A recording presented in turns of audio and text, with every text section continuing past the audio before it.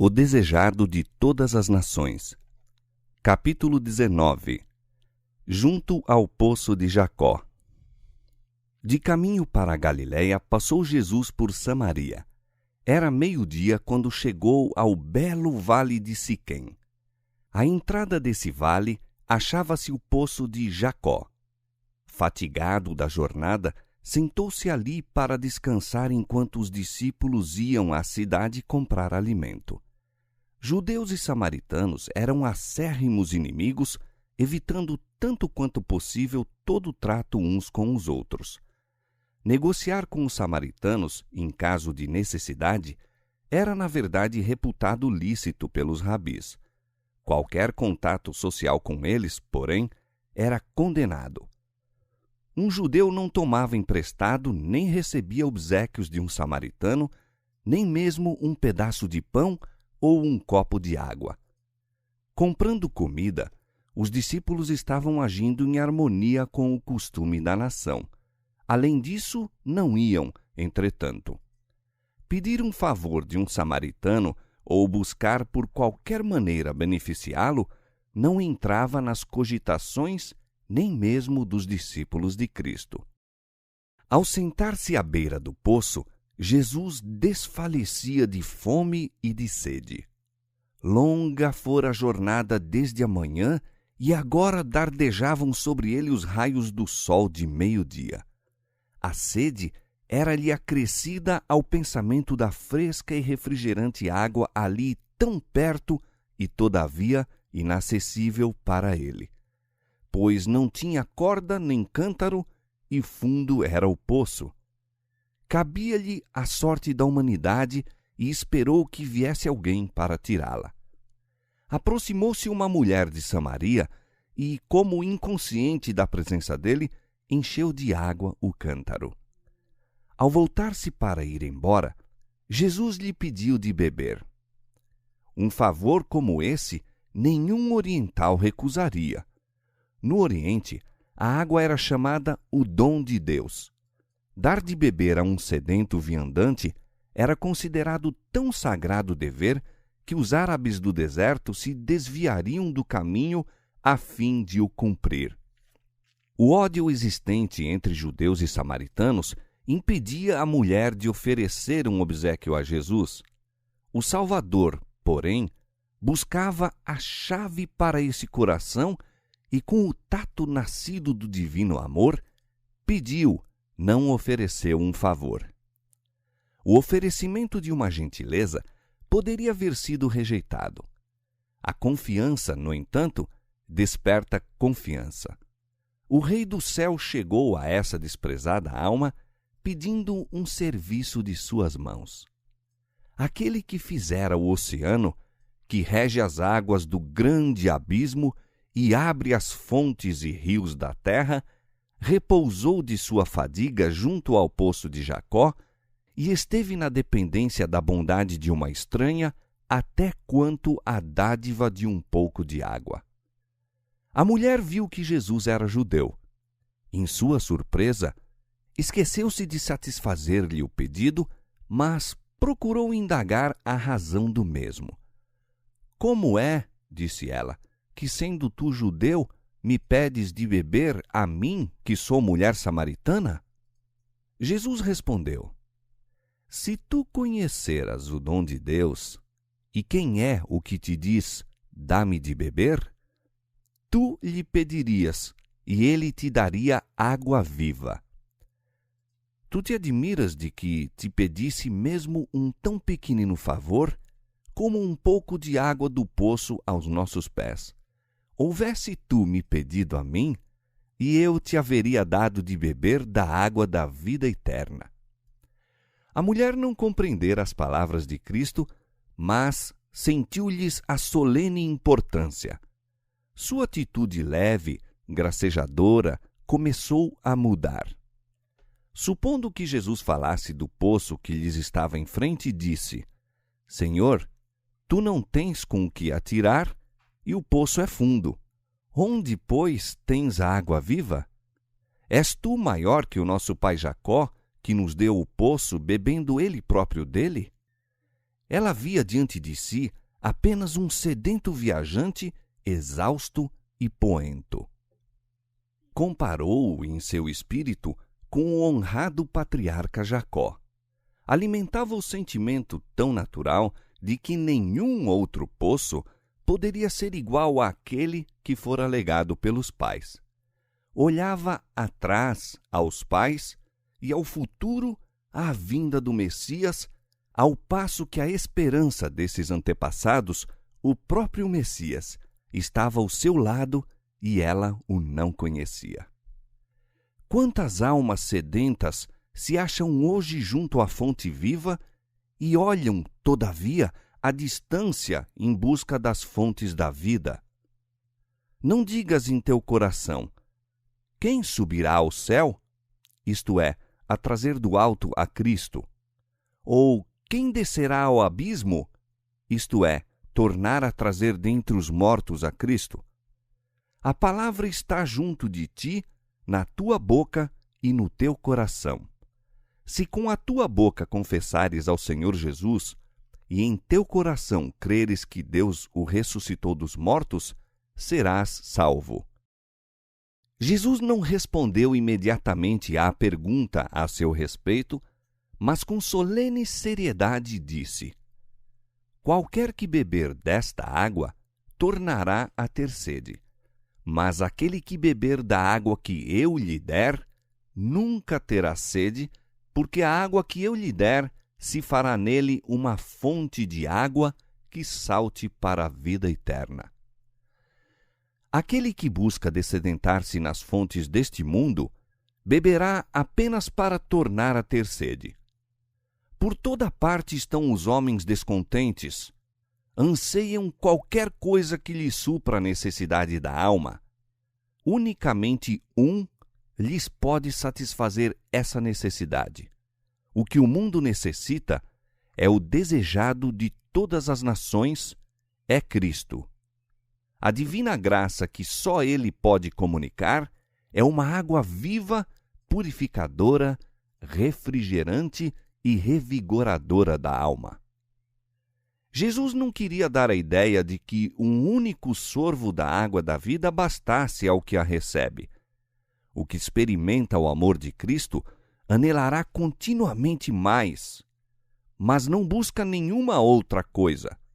As riquezas, honras e prazeres do mundo não o atraem.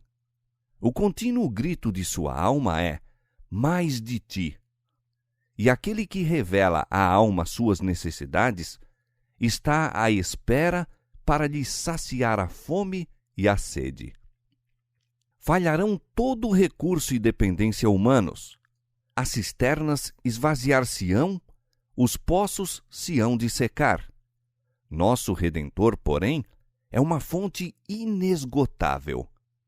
Podemos beber e beber mais e sempre encontraremos novo abastecimento. Aquele em quem Cristo habita tem em si mesmo a fonte da bênção, uma fonte de água que salte para a vida eterna. Dessa fonte poderá tirar forças e graças suficientes para todas as suas necessidades. Ao falar Jesus da água viva, a mulher o olhou com atenta curiosidade. Ele lhe despertara o interesse e incitara o desejo de receber o dom de que falava. Percebia não ser a água do poço de Jacó que se referia, pois dessa água usava ela continuamente, bebendo e tendo novamente sede. Senhor, disse ela, dá-me dessa água para que não mais tenha sede e não venha aqui tirá-la. Jesus mudou então abruptamente a conversa. Antes que essa alma pudesse receber o dom que ele ansiava conceder-lhe, seria preciso que fosse levada a reconhecer seu pecado e seu Salvador. Disse ele: vai, chama o teu marido e vem cá. Ela respondeu: não tenho marido. Assim, esperava evitar qualquer interrogação nesse sentido, mas o Salvador continuou: disseste bem, não tenho marido, porque tiveste 5 maridos, e o que agora tens não é teu marido. Isto disseste com verdade. A ouvinte tremeu. Misteriosa mão estava voltando as páginas de sua vida, apresentando aquilo que esperava manter sempre oculto. Quem era esse que podia ler-lhe os segredos da vida? Acudiram-lhe pensamentos da eternidade, do juízo futuro, quando tudo o que é agora oculto será revelado. A esse clarão despertou a consciência. Não podia negar nada, mas buscou escapar a qualquer menção de um assunto tão indesejado. Com profunda reverência, disse: Senhor, vejo que és profeta. Então, esperando abafar a convicção, voltou-se para pontos de controvérsia religiosa. Se este fosse profeta, certamente lhe poderia dar instruções a respeito desses assuntos tão longamente discutidos. Pacientemente, Jesus permitiu que ela dirigisse a conversa à sua vontade. Espreitava, entretanto, o ensejo de fazer penetrar-lhe a verdade no coração. Nossos pais adoraram neste monte, disse ela, e vós dizeis que é em Jerusalém o lugar onde se deve adorar. Achava-se mesmo à vista o monte Gerizim. Seu templo estava demolido e só o altar restava. O lugar de culto havia sido motivo de rivalidade entre judeus e samaritanos. Alguns dos ancestrais dos últimos pertenceram outrora a Israel. Devido a seus pecados, porém, o Senhor permitira que fossem subjugados por uma nação idólatra. Durante muitas gerações, haviam estado misturados com adoradores de ídolos, cuja religião lhes contaminara gradualmente a sua. Verdade é que asseveravam que seus ídolos se destinavam apenas a lembrar-lhes o Deus vivo, o soberano do universo. Não obstante, o povo era levado a reverenciar as imagens de escultura. Quando o templo de Jerusalém fora reconstruído, nos dias de Esdras, os samaritanos desejaram unir-se aos judeus nessa ereção. Este privilégio lhes foi negado e acerba animosidade suscitou-se entre os dois povos. Os samaritanos construíram um templo rival no Monte Gerizim. Ali adoravam segundo o ritual mosaico, conquanto não renunciassem inteiramente à idolatria.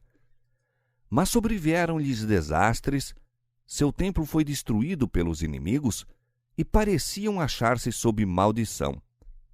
Apegavam-se, todavia, às suas tradições e formas de culto.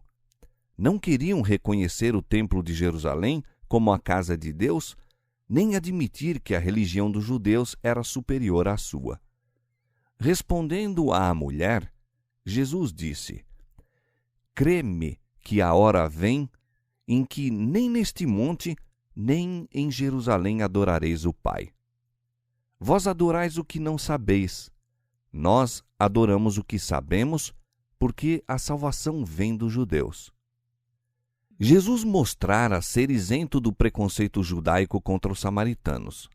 Agora, procurava derribar o mesmo preconceito da parte desta samaritana contra os judeus. Ao mesmo tempo que aludia à corrupção da fé dos samaritanos pela idolatria, declarou que as grandes verdades da redenção haviam sido confiadas aos judeus e que dentre eles devia aparecer o Messias. Nos Sagrados Escritos tinham clara apresentação do caráter de Deus e dos princípios de seu governo.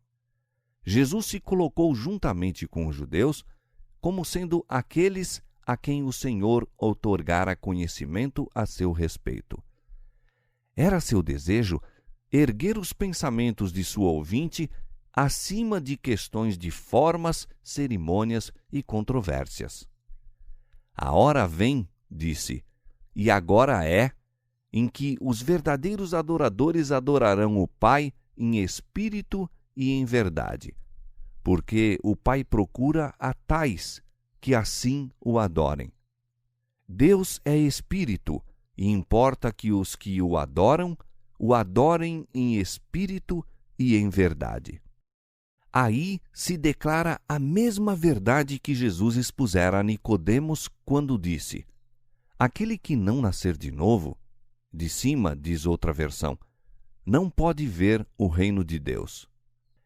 Não por procurar um monte santo ou um templo sagrado, são os homens postos em comunhão com o céu. Religião não é limitar-se a formas e cerimônias exteriores. A religião que vem de Deus é a única que leva a Ele. Para o servirmos devidamente, é mister nascermos do Divino Espírito. Isso purificará o coração e renovará a mente, dando-nos nova capacidade para conhecer e amar a Deus. Comunicar-nos-á voluntária obediência a todos os seus reclamos. Esse é o verdadeiro culto. É o fruto da operação do Espírito Santo. É pelo Espírito que toda prece sincera é ditada e tal prece é aceitável a Deus. Onde quer que a alma se dilate em busca de Deus, aí é manifesta a obra do Espírito e Deus se revelará a essa alma. A tais adoradores ele busca, espera recebê-los e torná-los seus filhos e filhas. Enquanto a mulher falava com Jesus, foi impressionada por suas palavras. Nunca ouvira esses sentimentos expressos por parte dos sacerdotes de seu povo ou dos judeus. Ao ser-lhe exposta sua vida passada, tornara-se cônscia de sua grande necessidade. Percebera a sede de sua alma que as águas do poço de Sicar jamais poderiam saciar.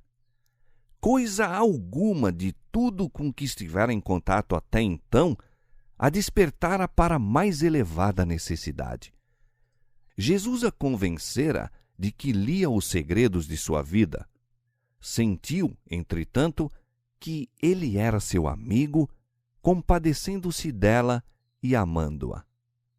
Se bem que a própria pureza que dele emanava lhe condenasse o pecado, não proferia palavra alguma de acusação, mas falara de sua graça que lhe podia renovar a alma. Nela se começou a formar a convicção acerca de seu caráter. Surgiu-lhe no espírito a indagação. Não poderia este ser o tão longamente esperado Messias? Disse-lhe: eu sei que o Messias, que se chama o Cristo, vem. Quando ele vier, nos anunciará tudo. Jesus respondeu: eu o sou, eu que falo contigo. Ao ouvir a mulher estas palavras, a fé brotou-lhe no coração. Aceitou a maravilhosa comunicação dos lábios do Divino Mestre. Essa mulher encontrava-se em disposição de espírito capaz de apreciar.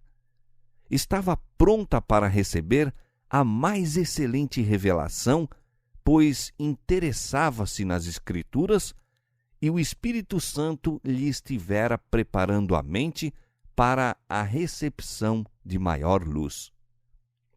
Estudara a promessa do Velho Testamento. O Senhor teu Deus te despertará um profeta do meio de ti e de teus irmãos, como eu. A ele ouvireis. Anelava compreender esta profecia. A luz já lhe estava fulgindo no espírito. A água da vida, a vida espiritual que Cristo dá a toda alma sedenta, começara a brotar-lhe no coração. O Espírito do Senhor trabalhava nela. A positiva declaração de Cristo a essa mulher não podia ter sido feita aos fariseus, cheios de justiça própria. Era muito mais reservado quando falava com eles. Aquilo que fora retido aos judeus e que os discípulos haviam recebido recomendação de guardar em segredo, foi a ela revelado. Jesus viu que ela empregaria seu conhecimento em levar outros a partilhar de sua graça. Ao voltarem os discípulos de seu mandado, ficaram surpreendidos de encontrar o mestre falando com a mulher. Não tomara o refrigerante sorvo que desejara, nem se deteve para comer o alimento trazido pelos discípulos. Havendo-se retirado a mulher, insistiram em que comesse. Viram-no silencioso, absorto, como em estática meditação. O semblante irradiava-lhe e temeram interromper sua comunhão com o céu. Sabiam, no entanto, que estava desfalecido e fatigado e julgaram seu dever lembrar-lhe sua necessidade física. Jesus lhes reconheceu o amorável interesse e disse: Uma comida tenho para comer que vós não conheceis. Os discípulos cogitaram quem lhe poderia ter trazido alimento. Ele, porém, explicou: A minha comida é fazer a vontade daquele que me enviou e realizar a sua obra. Como suas palavras à mulher lhe houvessem despertado a consciência, Jesus regozijou-se. Viu-a bebendo a água da vida e sua própria fome e sede foram mitigadas. O cumprimento da missão para cujo desempenho deixara o céu fortalecia o Salvador para seus labores, sobrepondo-o às necessidades humanas. Ministrar a uma alma faminta e sedenta da verdade era-lhe mais grato que comer ou beber. Constituía um conforto, um refrigério para ele. A beneficência era a vida de sua alma. Nosso Redentor tem sede de reconhecimento. Tem fome da simpatia e do amor daqueles que comprou com seu próprio sangue. Anela com inexprimível desejo que venham a ele e tenham vida. Como a mãe espreita o sorriso de reconhecimento de seu filhinho, o qual lhe revela o alvorecer da inteligência, assim está Cristo atento à expressão de grato amor que revela haver começado a vida espiritual na alma. A mulher enchera-se de alegria ao escutar as palavras de Cristo. A maravilhosa revelação fora quase demasiado forte para ela. Deixando o cântaro, voltou à cidade para levar a outros a mensagem. Jesus sabia por que ela se fora. O cântaro esquecido revelava eloquentemente o efeito de suas palavras. O veemente desejo de sua alma era obter a água da vida, e olvidou seu objetivo em ir ao poço, esquecendo a sede do Salvador que se propusera satisfazer. Coração transbordante de alegria, apressou-se em ir comunicar a outros a preciosa luz que recebera. Vinde, vede um homem que me disse tudo quanto tenho feito, disse ela aos homens da cidade. Porventura não é este o Cristo? Suas palavras tocaram o coração deles. Havia em sua fisionomia expressão nova, uma transformação em todo o seu aspecto. Despertou-se-lhes o interesse em ver Jesus. Saíram, pois, da cidade e foram ter com ele. Jesus, ainda sentado à borda do poço, pôs-se a olhar para os campos de trigo que se estendiam diante dele, seu delicado verdor banhado pelos dourados raios do sol. Chamando a atenção dos discípulos para a cena, serviu-se dela como de um símbolo. Não dizeis vós que ainda há 4 meses até que venha a ceifa?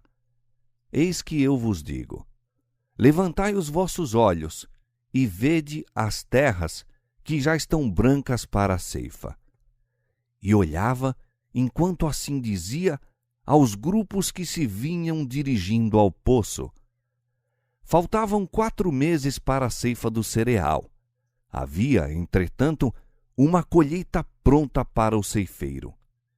O que ceifa, disse, recebe galardão e ajunta fruto para a vida eterna.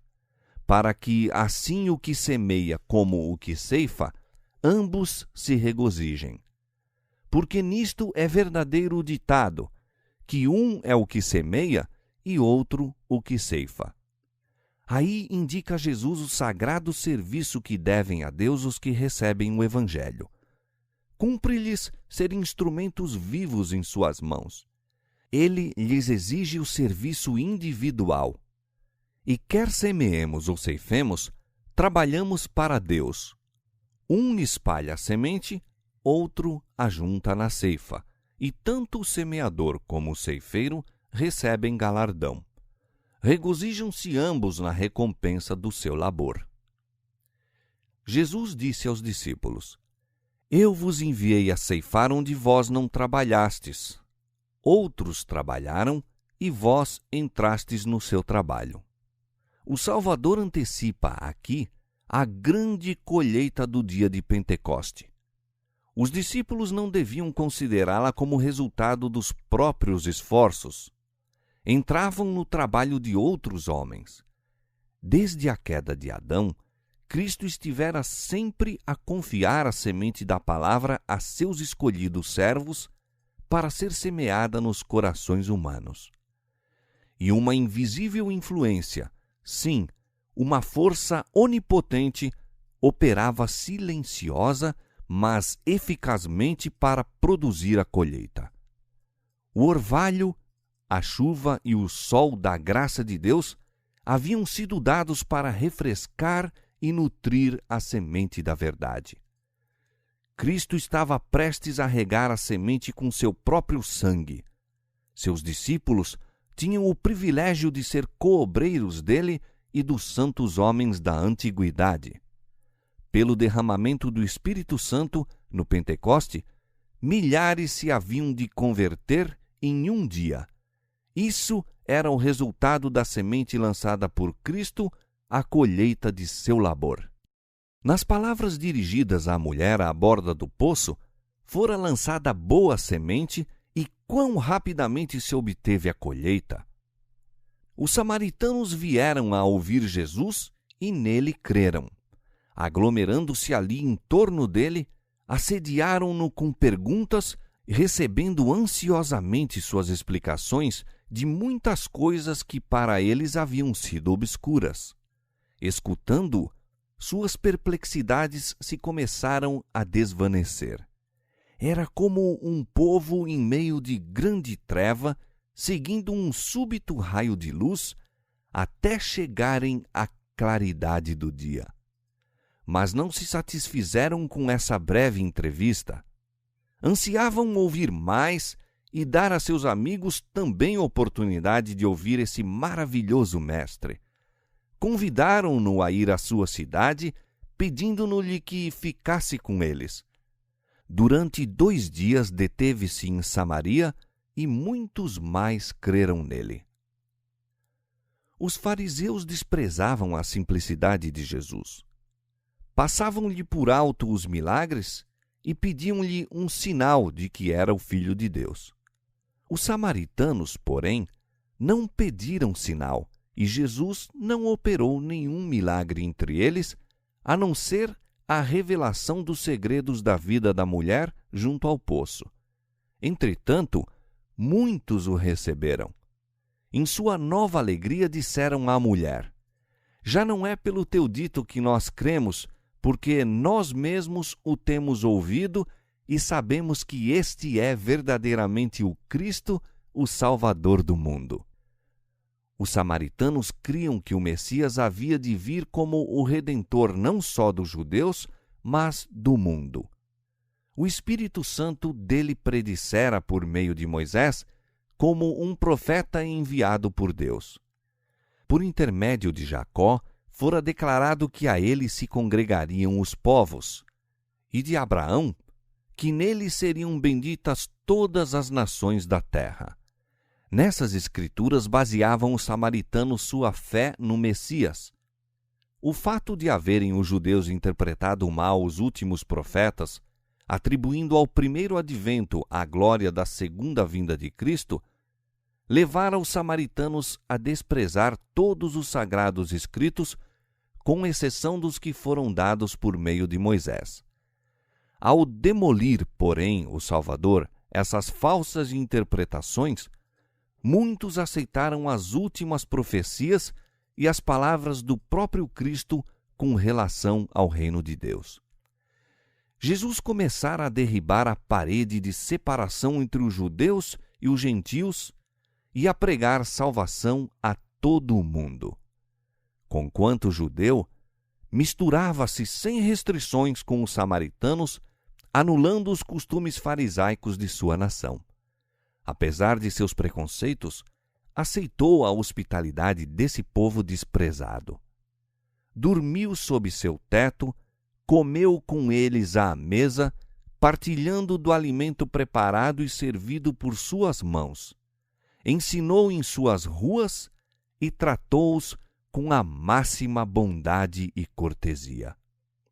No templo de Jerusalém havia apenas uma baixa parede divisória entre o pátio exterior e as outras dependências do sagrado edifício. Viam-se nessa parede inscrições em diferentes línguas declarando que ninguém, a não ser os judeus, podia ultrapassar esses limites. Houvesse um gentil ousado penetrar no interior, teria profanado o templo e o pagaria com a vida. Mas Jesus, o originador do templo e de seu serviço, atraía a si os gentios pelo laço da simpatia humana, ao passo que sua divina graça lhes trazia a salvação que os judeus rejeitavam. A permanência de Jesus em Samaria destinava-se a ser uma bênção para os discípulos, ainda sob influência do fanatismo judaico. Julgavam que, para serem leais à sua nação, era preciso que nutrissem inimizade contra os samaritanos. Admiravam-se da conduta de Jesus. Não se podiam recusar a seguir-lhe o exemplo e, durante os 2 dias passados em Samaria, a fidelidade para com ele lhes manteve em sujeição os preconceitos. Todavia, no coração, continuavam irreconciliados. Foram tardios em aprender que seu desprezo e ódio devia dar lugar à piedade e à simpatia. Após a ascensão do Senhor, porém, suas lições foram recordadas por eles, assumindo novo significado. Depois do derramamento do Espírito Santo, relembraram o olhar do Salvador, suas palavras, o respeito e a ternura de seu trato para com esses desprezados estrangeiros. Quando Pedro foi pregar em Samaria, pôs em seu trabalho o mesmo espírito.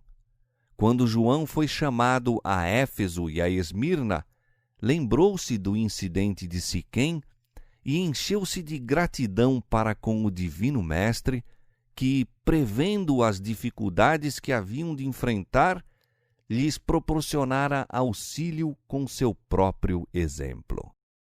O Salvador continua ainda a fazer a mesma obra que realizou quando ofereceu água da vida à mulher de Samaria. Os que se chamam seus seguidores podem desprezar e evitar os párias da sociedade. Circunstância alguma de nascimento ou nacionalidade, porém, nenhuma condição de vida pode desviar seu amor dos filhos dos homens. A toda alma, embora pecadora, Jesus diz: se me pedisses, eu te daria água viva. O convite evangélico não deve ser amesquinhado e apresentado apenas a uns poucos escolhidos que, supomos, nos farão honra caso o aceitem. A mensagem deve ser dada a todos. Onde quer que haja corações abertos para receber a verdade, Cristo está pronto a instruí-los. Revela-lhes o Pai e o culto aceitável àquele que lê os corações. Para esses, não emprega nenhuma parábola. Como à mulher junto ao poço, ele diz: eu sou, eu que falo contigo. Quando Jesus se sentou para descansar à beira do poço de Jacó, havia chegado da Judéia, onde seu ministério pouco fruto produzira. Fora rejeitado pelos sacerdotes e rabis, e os próprios que professavam ser seus discípulos deixaram de perceber-lhe o divino caráter. Achava-se desfalecido e fatigado. Não negligenciou, no entanto, a oportunidade de falar a uma única mulher, conquanto fosse uma estranha, inimiga de Israel e vivendo abertamente em pecado. O Salvador não esperava que se reunissem congregações. Começava muitas vezes suas lições tendo apenas poucas pessoas em volta de si, mas, um a um, os transeuntes paravam para escutar, até que uma multidão, maravilhada e respeitosa, ficava a ouvir as palavras de Deus através do Mestre, enviado do céu. O obreiro de Cristo não deve julgar que não pode falar a poucos ouvintes com o mesmo fervor com que o faz a um maior auditório. Poderá haver uma única pessoa a escutar a mensagem. Quem poderá, entretanto, dizer até onde se estenderá sua influência? Pouca importância, mesmo para os discípulos, parecia ter essa mulher de Samaria para o Salvador gastar com ela seu tempo. Ele, porém, raciocinou mais fervorosa e eloquentemente com ela do que com reis, conselheiros ou sumos sacerdotes. As lições por ele dadas àquela mulher têm sido repetidas até aos mais afastados recantos do mundo. Assim que encontrou o Salvador, a samaritana levou outros a ele. Demonstrou-se mais eficiente missionária que os próprios discípulos. Estes nada viram em Samaria indicativo de um campo promissor. Tinham os olhos fixos numa grande obra a ser feita futuramente. Não viram que exatamente em torno deles havia uma colheita a fazer. Por meio da mulher que haviam desprezado, porém, toda uma cidade foi levada a ouvir o Salvador. Ela transmitiu imediatamente a luz a seus concidadãos. Essa mulher representa a operação de uma fé prática em Cristo. Todo verdadeiro discípulo nasce no reino de Deus como missionário. Aquele que bebe da água viva faz-se fonte de vida. O depositário torna-se doador.